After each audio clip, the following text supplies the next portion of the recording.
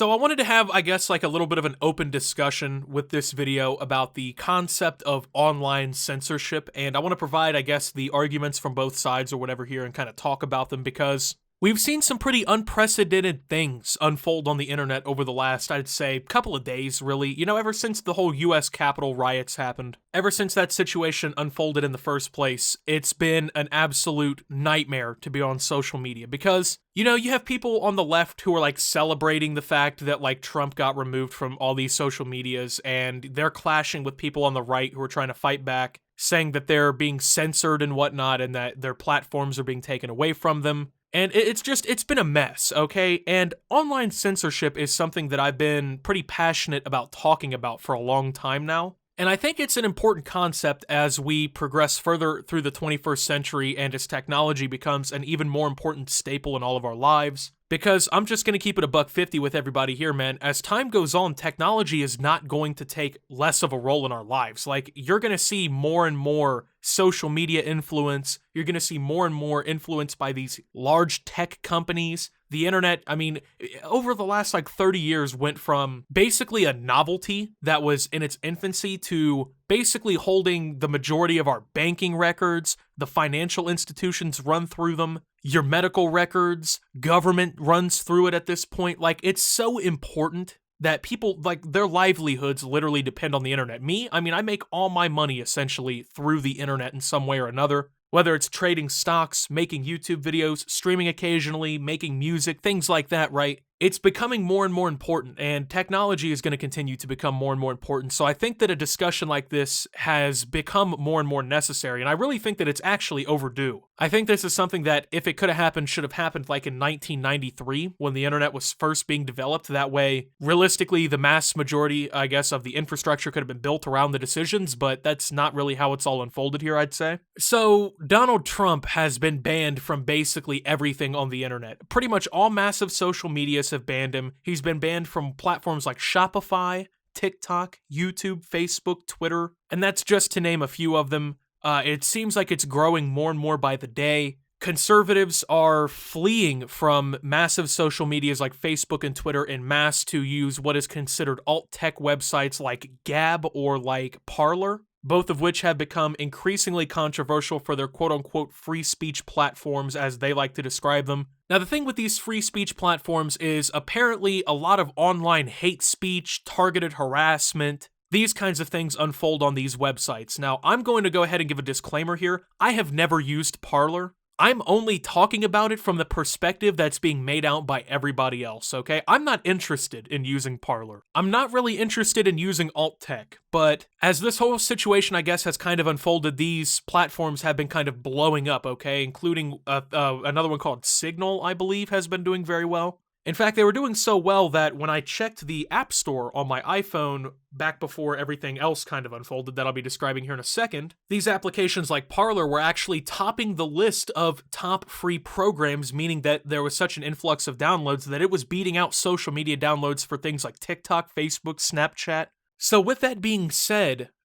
it's pretty clear that there's an increasing demand for websites to have freer speech restrictions, I guess. Now, I guess the reasoning, the message behind banning Donald Trump from these social medias is that he doesn't use these platforms to quote-unquote incite violence. That's been the excuse that's been used, for the most part, by these companies to get rid of him because of obviously what happened at the US Capitol by Trump supporters, some of the comments that he had made, some of the tweets that he had made that were viewed as, I guess, stroking the flames a little bit. Now, here's the thing that I think needs to also be considered is that Apple, Google, and Amazon have all basically now made steps in the last couple days as well to kind of stamp out these platforms. So first and foremost, Google and Apple have basically removed Parler from their stores altogether for what they claim as the app being used to incite violence. People are claiming that over on Parler, people are threatening to harm, politicians like the senators, to harm the vice president, potentially using it to plan events in real life, kind of like what happened at the Capitol. Like, there's a bunch of claims being made about what's happening over on Parler, and that, I guess, was the reason that people pressured these companies into cutting ties with them altogether. Now,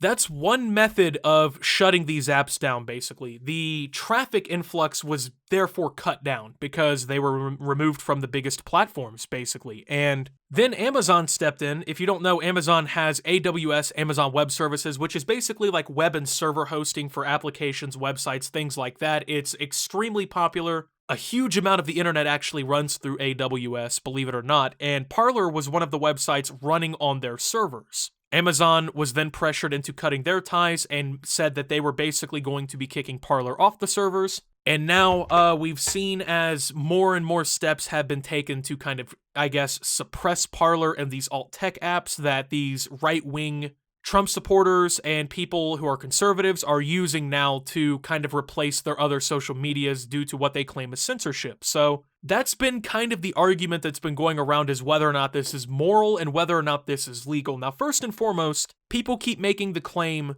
that this is a violation of the First Amendment by these companies, which I'm gonna have to say is incorrect factually. First and foremost, the First Amendment protects you from persecution by the government when it comes to what you say. The First Amendment does not protect you from consequences made by private entities such as private companies like Twitter. So seemingly at the moment, what Twitter did by banning Trump and what all these other companies have done seems pretty legal, okay? Because they're not government entities, so they're not forced to comply to the First Amendment. I mean, just like, let's say somebody came into your house and they said, fuck your mom, right, okay? And you kicked them out of your house. That wouldn't be a violation of the First Amendment because, well, you have the right to use your private property how you please, and if you don't like what people are saying on your private stuff, you can remove them. That is not a violation of the First Amendment. However, an argument that people are making is that it should violate the First Amendment, and the argument is what is being, I guess, known online as like the town hall, town square argument, which is pretty basic, okay? Now, the argument goes that these companies like Twitter, Facebook, Instagram have all become so large, and they all influence public discourse so much because of how many people use them, that they should be forced to comply with the First Amendment and whatnot, simply because their influence and reach is so far that their ability to suppress ideologies or beliefs or whatever that they don't align with can legitimately manipulate public opinion, okay? Now, the thing is I really doubt we're ever going to get to a point where these companies are going to be policed that hard that they have to follow the First Amendment like that. I really just don't see it happening, and I think it really comes down to a morality issue, and here's something I do want to go ahead and say. First and foremost, I'm staunchly against what happened at the Capitol. I do not agree with the riots. I don't agree with what people did. I don't even really agree with the message that these people were trying to spread. That's my personal opinion. You can feel free to disagree with me. I really don't give a shit. If you feel like you have to unsubscribe or you can't be a fan of me because of that, that's on you, not me. But when you look at this situation and you see how it's unfolding, it's unnerving to somebody like me, regardless of what the nuance is, okay? Because these companies, yeah, they're being pressured into it because they don't want to incite violence or whatever. That's the reasoning that they're using. Okay, fine. But the thing is, if you can be deplatformed from all of these social medias, which destroys your online presence, if a website like Amazon or a company like Amazon can remove you from their hosting services, which literally strips your platform away from you, and then payment processors like PayPal, Visa, MasterCard, etc. can decide that they no longer want to do business with you, which ruins your ability to do financial transactions, what can you really do? You know what I'm saying? Like, that is definitely a problem that we're facing with the online age that, regardless of this situation, will be applied down the road at some point. While it's clear that they're using it in this instance against like Trump and a lot of his supporters and whatnot because of what happened, there's going to come a time where the possibility arises that you don't have the beliefs that a corporation has and they remove you. And if it's against popular opinion, what if all these companies do that? Because it's happened. And people keep saying things like, well, build your own platforms, things like that. Well, they did build their own platform. They built Parler. It has its own rules, okay? And people are fleeing from traditional social media to go over there, okay? And if people are being hateful and whatnot over there, it's on that website. I don't use it. I don't really, I'm not about Parler, okay? It's not something that really interests me at all. But if that's the case and you can build your own platform, right? Then Amazon comes along and decides that you can't have your platform on their hosting services, and all the other hosting services also decide that you can't be on there. How can you really fairly build a platform? Now, that question has been somewhat answered by Gab, which I personally dislike entirely because of the way that the ownership acts.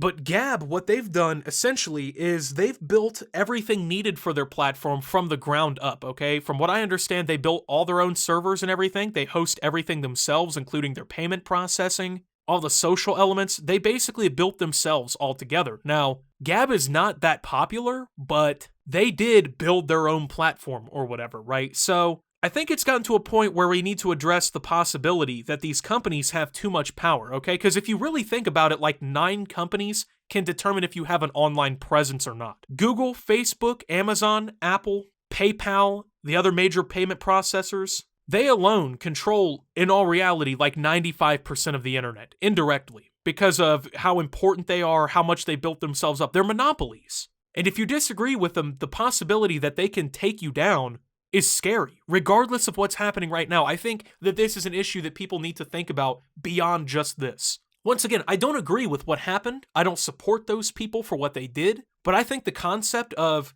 well, the entire internet can basically turn against you if you're not in the popular belief or if you're not in line with what they say, that's very worrisome. And it's something that people need to think about. You're free to believe whatever you want. I want the comment section, I know it's not going to be because of the nature of it. I want the comment section to be civil. I want you guys to actually converse like fucking adults. I know I'm asking for too much. It's YouTube comments, and it's a very charged topic politically, but if any good can come out of this situation, I think that's for the best. So with that being said, thank you guys for watching. If you did enjoy, make sure to leave a like, subscribe if you're brand new around here on the channel, follow me over on Twitter and Twitch at @SubToOptimus, make sure to check out Shop Opti down below. Thank you to my channel members, your support helps my channel tremendously, and until my next video guys, this is Optimus, well, talking about online censorship and signing out.